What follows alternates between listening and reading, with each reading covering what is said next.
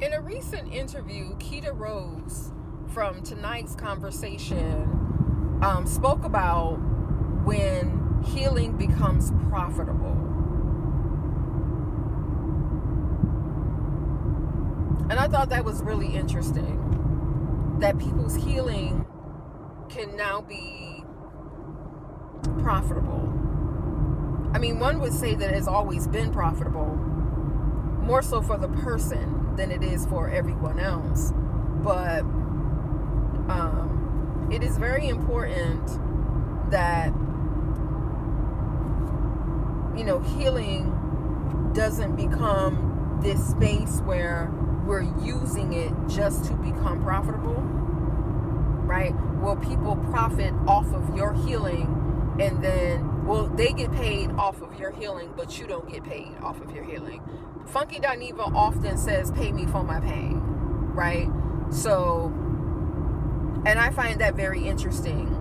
There's something very similar between Funky Dineva's story with TGIF and Keita Rose's story with tonight's conversation.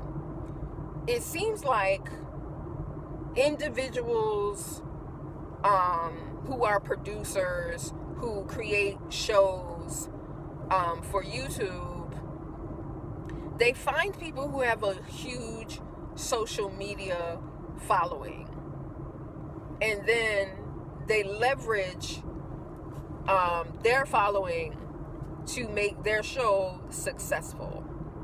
And what happens is, when you stop making content for your YouTube page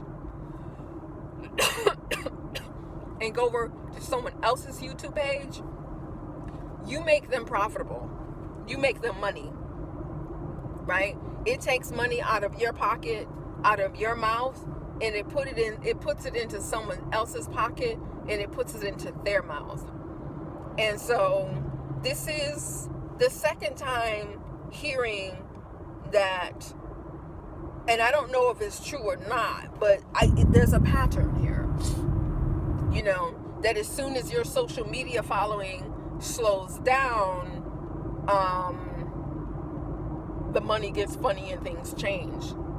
The best thing that Funky Dineva did for himself, and he'll tell you this himself, is that when they offered him a contract that they had previously offered him, that he told them he was not satisfied with, and they just threw it back in his face, expecting him to sign it, and he was like, no thank you.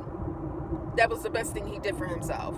Like, when you set up a boundary, it's important that you make good on that boundary. Because if you don't, what was the point of the boundary? Right? Yeah.